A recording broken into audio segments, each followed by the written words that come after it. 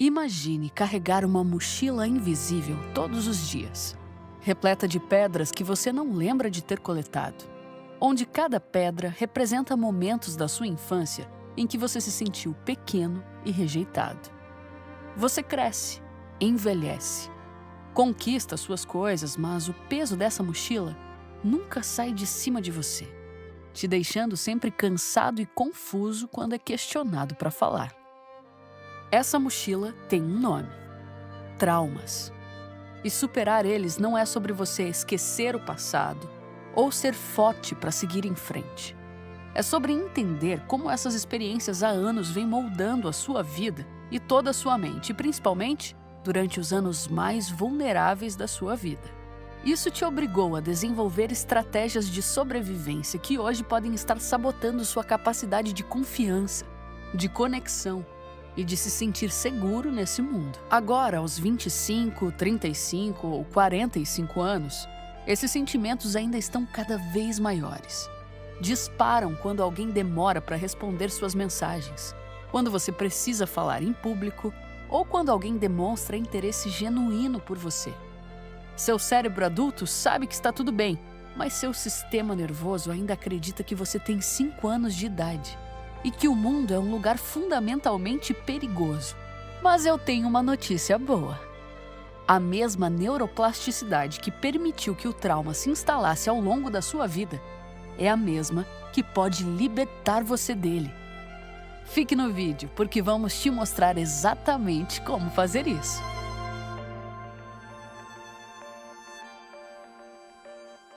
Você consegue aceitar um elogio genuíno?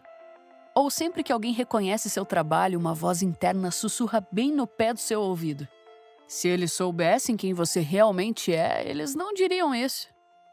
Essa voz pode até parecer uma insegurança incomum, mas ela pode sim ter nascido quando você tinha 7 anos, ouvindo repetidamente alguém dizer que você nunca fazia nada direito. Van der Kolk, autor do livro O Corpo Guarda as Marcas, diz que os traumas infantis não são apenas memórias ruins arquivadas em algum canto da nossa mente. Eles são muito maiores que isso. Alteram fisicamente a estrutura do nosso cérebro, fazendo com que a amígdala, nossa central de alarmes, fique hiperativa constantemente. Faz com que o hipocampo, responsável pela memória e aprendizado, fique totalmente suprimido e que o córtex pré-frontal, nossa torre de vigia, aquela que nos ajuda a tomar decisões mais racionais, fica menos acessível quando estamos sob estresse. Isso significa que quando você sente aquele aperto no peito ao ser confrontado, quando sua mente fica em branco numa apresentação importante, quando você sabota relacionamentos que poderiam ser bons para você, não significa que você está com frescura ou então que você não tem personalidade. O que está acontecendo é exatamente o que o seu cérebro foi programado para fazer ao longo dos anos: proteger uma criança que não existe mais, mas que ainda vive dentro de você. Aí eu te pergunto, você já parou para pensar quantas decisões importantes da sua vida foram tomadas por essa criança assustada e não pelo adulto consciente que você se tornou? Isso faz sentido? Deixe seu comentário.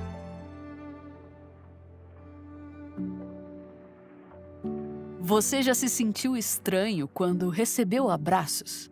Intelectualmente, você sabe que abraços são gestos carinhosos, não é mesmo? Mas sempre que alguém se aproxima para abraçá-lo, seu corpo se contrai involuntariamente, como se estivesse se preparando para um impacto.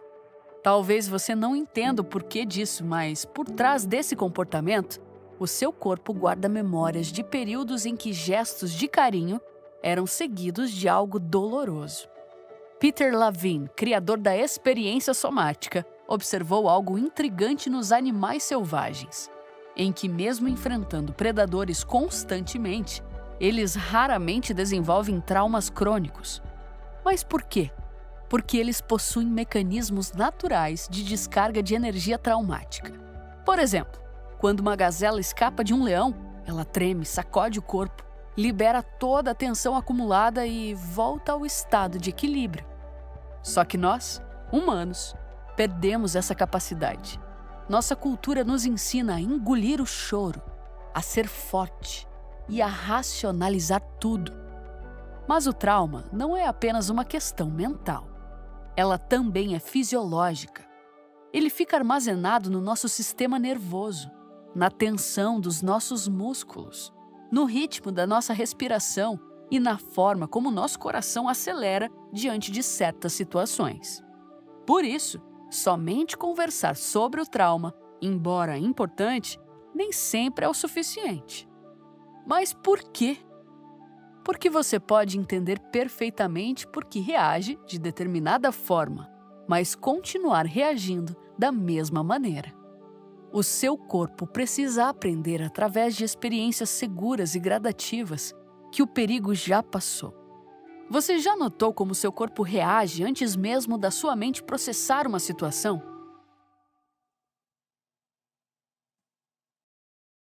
Durante décadas, acreditou-se que o cérebro adulto era fixo e imutável. Logo, se você teve uma infância difícil, teria que conviver para sempre com as consequências. Mas a neurociência moderna descobriu o contrário, e que o nosso cérebro permanece plástico durante toda a vida, capaz de formar novas conexões, de reescrever velhos padrões e de literalmente se reconfigurar. A mesma neuroplasticidade que permitiu que experiências traumáticas moldassem seu cérebro infantil é a mesma força que pode remoldá-lo agora.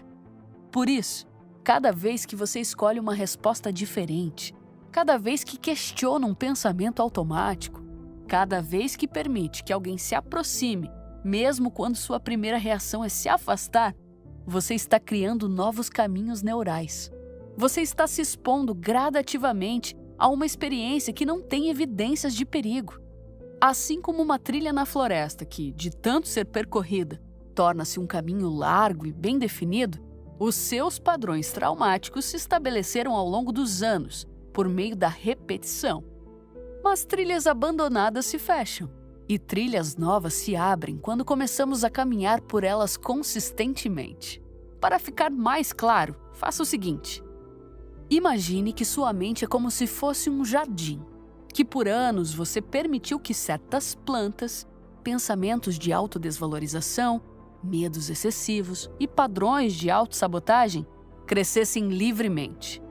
Com o entendimento da neuroplasticidade, você descobre que você é o jardineiro e que, sendo ele, você pode decidir quais plantas cultivar e quais remover. E tem mais. Martin Teicher, pesquisador de Harvard, demonstrou que intervenções terapêuticas adequadas podem literalmente alterar a estrutura do cérebro traumatizado, fazendo com que regiões que estavam hiperativas possam se acalmar, que áreas que estavam suprimidas possam se fortalecer e que o cérebro que aprendeu a viver em constante alerta possa reaprender a experimentar segurança. O que isso significa para você? Que não importa quantos anos se passaram, não importa quão profundas pareçam ser as suas feridas, a mudança não é apenas possível, ela é a tendência natural do seu cérebro quando oferecidas as condições adequadas. E aqui, você percebe a importância do processo psicoterapêutico para lidar com o trauma? Se você não consegue encontrar meios sozinho de lidar com isso, busque ajuda.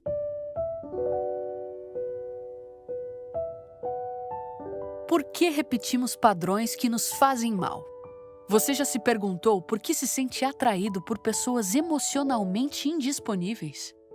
E as pessoas que te tratam bem te deixam entediado, como se faltasse algo? Mas aqueles que alternam entre momentos de carinho intenso e frieza distante te mantêm completamente viciado. Se você está se identificando, fique tranquilo. Vou te explicar melhor sobre isso. É comum pessoas com esses padrões de pensamento se auto-julgarem e até acharem que são masoquistas ou que tem algo dentro de você completamente errado. Mas o que acontece? Bom, seu cérebro está aprendendo desde muito cedo a associar amor com imprevisibilidade. Então, se você cresceu numa casa onde o afeto dos pais dependia do humor deles, onde carinho e rejeição alternavam sem aviso, Talvez isso tenha te deixado confuso e com marcas de trauma. E por quê? Porque o cérebro infantil vivenciando isso constrói associações perigosas como: o amor verdadeiro é aquele que você tem que conquistar, mas ele também pode desaparecer a qualquer momento. Gabor Mate, em O Reino dos Fantasmas Famintos, explica que vícios, seja por substâncias ou por padrões relacionais disfuncionais, são tentativas de autorregulação emocional e não falhas morais. E que, na verdade, eles são estratégias desesperadas de um cérebro que nunca aprendeu a se sentir seguro.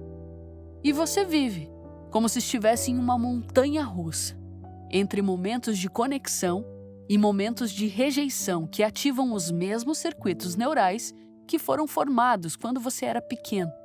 E para um cérebro moldado pelo trauma, frequentemente, isso se confunde com o que é correto ou verdadeiro. Você pode se perguntar: isso tem cura? Eu não diria a palavra cura, mas sim diria que você pode reaprender a lidar com tudo isso, entendendo e aprendendo a gostar de pessoas que te tratam bem, de forma gradual, para reensinar seu cérebro a reconhecer que segurança emocional e amor verdadeiro podem coexistir ao mesmo tempo.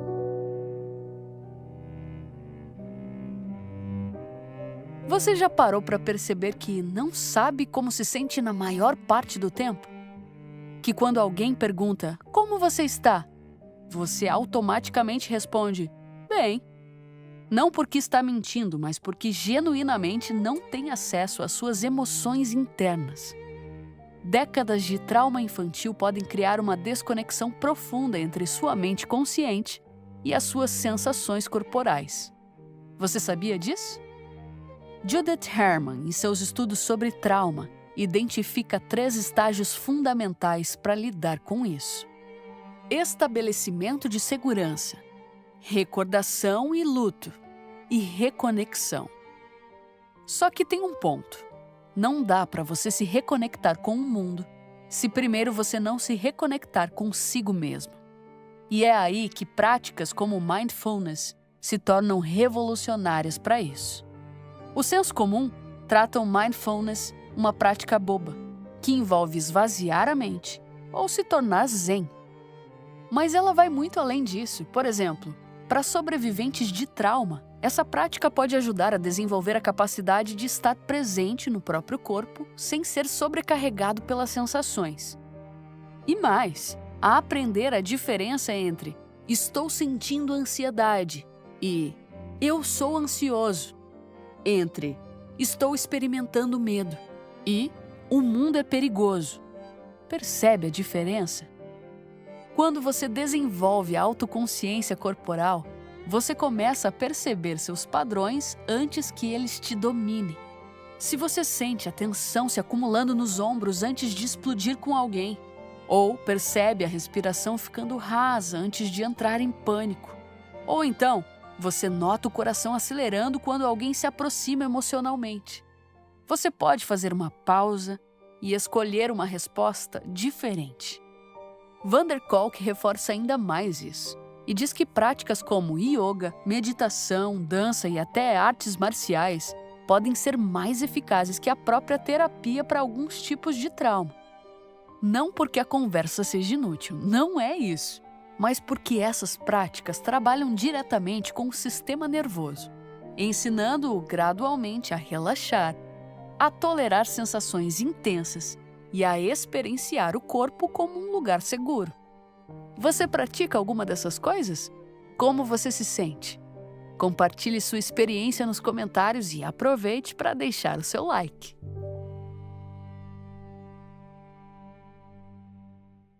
Imagine ter crescido numa família onde a vulnerabilidade era sinônimo de fraqueza. E que hoje, mesmo sendo adulto, você ainda não consegue demonstrar fragilidade nos momentos mais difíceis da sua vida, porque seu corpo aprendeu que mostrar emoções era perigoso. Seu cérebro infantil aprendeu lições específicas sobre o mundo. Não confie em ninguém. Você não merece amor. O mundo é perigoso. que se tornaram filtros através dos quais você interpreta toda nova experiência. Mas o cérebro adulto pode aprender lições diferentes através de experiências corretivas que contradigam essas crenças antigas. E isso é muito importante no processo de ressignificação e entendimento sobre o trauma. Richard Schwartz descobriu que, em vez de tentar suprimir a criança traumatizada que existe dentro de você, você pode aprender a ser para ela o adulto protetor que sempre precisou. E que cada vez que você escolhe se tratar com gentileza, ao invés de autocrítica, cada vez que estabelece limites saudáveis, cada vez que se permite sentir emoções sem se julgar, você está oferecendo uma experiência corretiva para a sua criança interna. Você não precisa lidar com tudo isso sozinho. Por fim, quero que você entenda: o trauma infantil não precisa ser o roteiro completo da sua vida inteira. Ele pode se tornar simplesmente o primeiro capítulo de uma história muito mais longa sobre resiliência, crescimento e a capacidade extraordinária de aprender a lidar com tudo isso. Lembrando, você não precisa caminhar sozinho. Se sentir muita dificuldade de encarar todos esses processos, faça psicoterapia. Busque ajuda para que você possa aprender a olhar para a sua jornada de superação como um ato de coragem, que não reverbera apenas em você, mas em todas as pessoas que serão tocadas pela versão mais integrada e consciente de quem você pode se tornar. Cada vez que você procura lidar melhor com tudo isso, você tem a oportunidade de quebrar padrões que vêm sendo transmitidos por décadas, por você mesmo. Se esse vídeo despertou algo em você, se reconheceu sua própria história nas palavras que compartilhei, saiba que esse reconhecimento já é o primeiro passo para lidar com os seus traumas. Deixe um like, se inscreva no canal e compartilhe nos comentários o que você vai levar desse vídeo. Se cuide e até a próxima!